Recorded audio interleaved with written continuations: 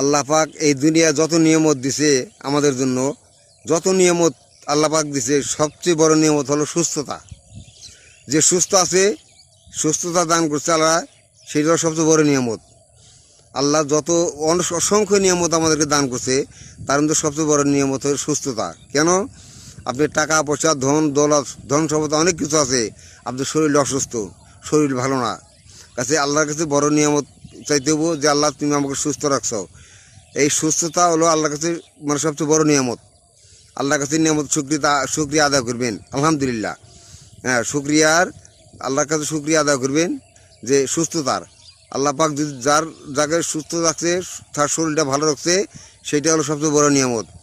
টাকা পয়সা ধন দৌলত কিছু না পায়, যদি আপনার দেহটা ভালো না থাকে, যদি আপনার শরীরটা সুস্থ না থাকে, তাহলে এই টাকা পয়সা ধন দৌলত দেখিয়ে হবো। কাজেই আল্লাহ পাক যত নিয়ামত দিয়েছে, সমস্ত নিয়ামতের মধ্যে সুস্থতার বড় নিয়ামত। সুস্থতা সবচেয়ে বড় নিয়ামত, আল্লাহ পাকের দান সুস্থতা। কাজে আল্লাহ পাকের তো শুক্রিয়া আদায় করতে হবে যে আল্লাহ তুমি আমার শরীরটা ভালো রেখো, আল্লাহ তুমি আমার স্বাস্থ্য ভালো রেখো। আল্লাহর কাছে সবসময় শুক্রিয়া আদায় করবেন। আল্লাহর কাছে শুক্রিয়া আদায় করলে আল্লাহ তোরে মানে নিয়ামত বেশি করে বাড়াই দেয়। কারণ কোরআন কারিমের ভিতরে বলছে, আল্লাহ বলছে লাইন শাকারতুম লা আজিদান্নাকুম। হ্যাঁ, আল্লাহ শুক্রিয়া আদায় করবেন সবসময়।